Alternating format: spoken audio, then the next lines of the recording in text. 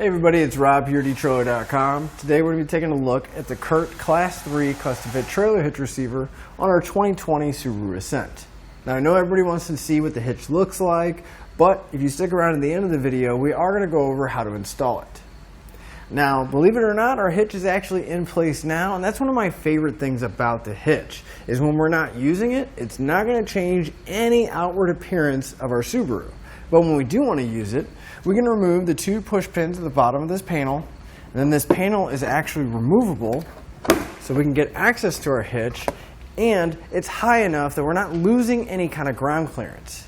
I just overall think this is a really good looking hitch, again, because it's here when we want it, but it doesn't change anything to the appearance of our Subaru when we don't want to use it.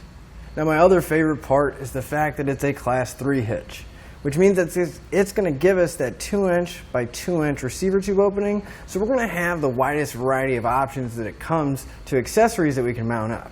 Obviously, everybody knows you can tow a trailer with a trailer hitch, so we can put a ball mount in there, but at the same time, we're going to have a lot more options when it comes to bike racks, cargo carriers, and a lot more recreational accessories. But regardless of how you're going to be using your hitch, all the accessories are going to mount to the hitch pin hole here on the side. Now the hitch is going to accept a standard 5/8 pin and clip. Now the pin and clip are not going to come with the hitch, but you can find them here at etrailer.com, along with some locking devices to keep those accessories secure and anti-rattle devices to cut down on that annoying rattling sound that we get from the receiver tube while we're driving down the road. Now obviously if you are towing a trailer, we got to have a spot to hook up our safety chains to be legal and safe. Now here, we actually have a plate style. It's actually on the top of the receiver tube. Now part of that is just for clearance to make sure we don't run into the bottom of the bumper or the spare tire. But we should have plenty of room, especially since we have this large opening. If you have what I consider most size normal hooks, you got plenty of room to get them hooked on. But as you can see, it does get pretty close to the bumper. But again, we have plenty of room on the side here to get the hook in, engage it, and not have to worry about it. Now if you have some really large hooks, we still have room, but again, you probably want to come to the side, kind of get the hook halfway in the opening first, because I don't really think any of us want to start digging those hooks against the plastic here. Now obviously if you're looking for a hitch, you have something you want to do with it. So the weight capacity is a pretty important thing, because we want to make sure that the hitch can hold up to the test that we put it to. So our hitch is going to have a 750-pound tongue weight. It's the maximum downward pressure at the end of the receiver tube. And to put it in perspective, that's actually quite a bit. We'll be able to really put a good amount of gear, load up those cargo carriers, even those really large ones, and be able to carry 4, 5, maybe even 6 bikes with us on a bike rack. Now at the same time, our hitch is going to have a 5,000-pound gross trailer weight rating. That's how much the hitch can pull, but that does include the trailer and the load we have on it. Now I know a lot of people maybe they have a few different trailers, maybe you have a larger one that has weight distribution on it. Well, our hitch is going to be compatible with weight distribution, but the weights are going to stay the same at that 750 and 5,000. Now with those numbers in mind, you do want to double check your Subaru's owner's manual, because those are the ratings for our hitch, and we don't want to exceed the manufacturer's rating for our car. Now if you are going to be towing a lot, and you don't really want to mess with this panel, CURT does have another hitch that is available that actually sits below the bumper, so it'll be exposed and be accessible all the time. But at the same time, if you really like the idea of having that hidden panel, this is a great choice. I'd like to give a few measurements. These are going to help you whenever you're looking for accessories for your new hitch, whether that's a ball mount, a bike rack, or even a cargo carrier. From the center of the hitch pin hole to the outermost edge of the bumper is going to be right about 3 inches. Now that measurement's going to help you when you're looking at folding accessories to make sure you have enough room to put them in the upright stored position and not make contact with the rear bumper. Now from the ground to the inside top edge of the receiver tube opening is right about 24 inches. Now that measurement's going to help you whenever you're looking for a ball mount, so you can match it up to your trailer and find the appropriate rise or drop. But now that we've seen what our hitch looks like and gone over some of the features, let's go through the installation process together so you can have the confidence to do it at home. To start our installation, we want to come to the very back of our Ascent, and we're going to come underneath the very bottom of the bumper. Now on each end, if we start at the very corner, right where that wheel well and the mud flap is, we're going to have several push pins. There's going to be a total of 3 on each side. Now we need to pull all 6 of those out. So you want to grab yourself a flat blade screwdriver, and if we look at the push pin, you can see that there's a couple notches. Want to take your screwdriver, pop out the center section, and release the tension off the push pin, then we can pull the rest of it out. Now they're all going to work this way, so we just want to work our way from the edge, going across, going all the way to the other side, pulling all these push pins out. I do want to mention that there are going to be a couple in the center here for this center panel. You can pull that out. It's not really necessary right now. So that'll make a total of 8 if you do pull these out. But again, it's not completely necessary that we pull these out just yet. But we can go ahead and release those push pins and pull them out as well. Now we want to move to the rear wheel well. And we're going to have 2 bolts that are holding the mud flap on. So you want to grab an 8mm socket and pull both of those out. And once you have that final bolt removed, we're going to pull the entire mud flap down. We'll set it aside, move over to the other side, and take that one off as well. Now if we move up on the wheel well arch, right where the fender meets the fascia, we're going to have one more push pin. This one's going to be a little bit different though. It's still going to have that center section, except this time we want to push that center section in. Typically you can use a screwdriver or something small. And then you're going to want to come underneath the outer section and pry it out and pull the whole push pin out. Now again, we're going to move to the other side and pull that one out as well. And then at the back of the wheel well, right where that mud flap was covering up, we got another push pin.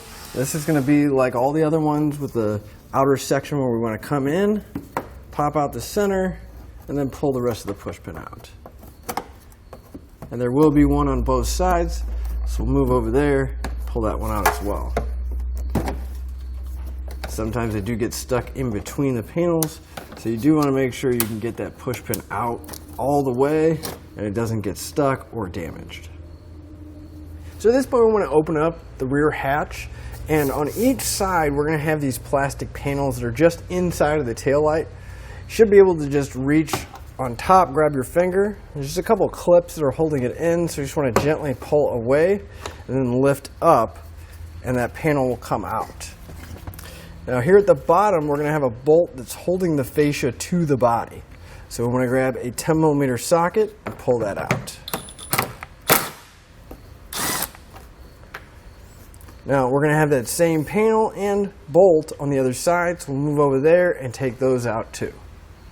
So at this point we can get ready to take our fascia off. I do recommend getting an extra set of hands and starting where the fender meets the fascia in the wheel well.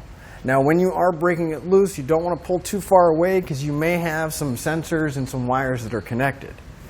We'll just reach in the wheel well and we're going to pop the edge loose just by pulling out.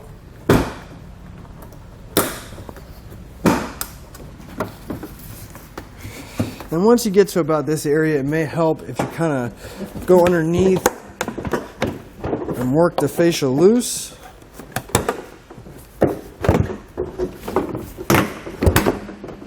And again, you do want to be careful because we are going to have some sensors on the driver's side. If we come over, there is going to be a connector that's right on the bumper beam itself. So if we push in on the tab, we can disconnect the wiring, and that'll come with the fascia, and we'll set it aside where it won't get damaged. Now we are going to have a wiring harness attached to the driver's side and the passenger side on top of the bumper structure. And we want to loosen those up because we do need to remove the bumper beam. So you should be able to get a trim panel tool or a flat blade screwdriver underneath, and then we can loosen up those clips and just set that wiring harness to the side. Now again, there is going to be one on each side, so you want to make sure you pull both of them out and kind of just let them rest to the side so we can get access to all the hardware and remove the bumper itself.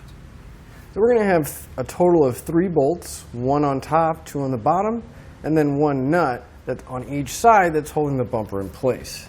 So you're going to grab a 17mm socket, maybe a short extension to get past everything, and we'll pull all those out.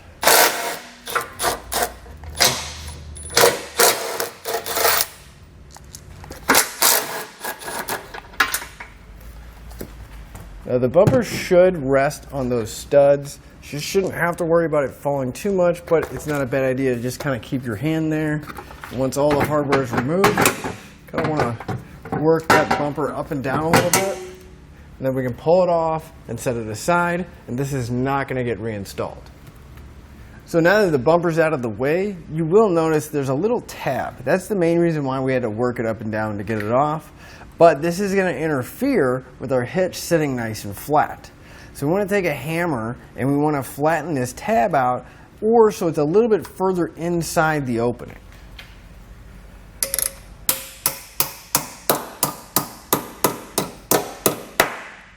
Now you want to make sure you do that on both sides so it's nice and flat, and our hitch can sit nice and flush against the body. So at this point we can grab our hitch. We're going to line up the holes with the holes in the body and make sure we get the factory stud to go through. Then we want to take that factory nut and loosely reinstall it on each side. That way the hitch will support itself and we can work on getting the rest of the hardware in. But for now, again, we just want to get it to hold itself up and be still, so we'll get one nut on each side. For each one of the other locations, we're going to get new bolts and washers. Now the washers have little teeth on them. You want to make sure that they're pointing towards the hitch, and we're just going to thread going through the hitch and securing it into the body with the factory weld nuts. Now each one of the remaining locations is going to get this combination of hardware, so we're just going to go through and get all the hardware in place. So once you have all the hardware in place, we'll grab that same 17mm socket and snug it all down.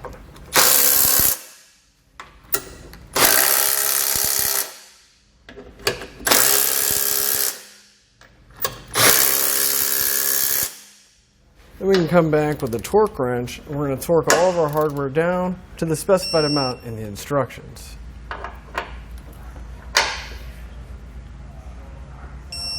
We're going to go back and repeat that for all of our remaining hardware.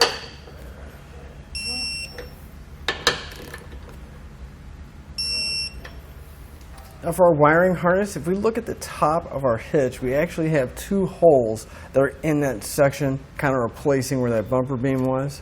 So we could take our push pin and put them in there, but I don't know how well that either one of these holes are actually going to hold it. But what they do provide us with is a couple zip ties. So I'm actually just going to take my zip tie, still going to put my push pin through, but I'm going to take my zip tie and go around the plug. Also, again, coming back through the opening. That way I have extra security in case that push pin comes loose. I can use the zip tie to make sure that it's nice and secure and it's not going to be coming loose. So just go around. And now we know that that harness isn't going to go anywhere. We can always come back, cut the tails off, and maneuver the wiring so it's not going to be in the way. But we do want to make sure that we secure down both of them. So we'll go to the other side and do the same thing. So at this point we can put our fascia back on. You do want to remember to plug in that wiring harness on the driver's side before you get too far. But usually what I like to do is get everything loosely lined up, and then if I can, I'm going to get the fascia close as possible to where it needs to sit, and then I'm going to put at least one bolt in so it'll kind of hold itself better and I don't have to worry about it falling off. So again, we'll just get it really close. It's not really clipped in yet, but that way I can work my way around getting the clip situated. I don't have to worry about it falling off.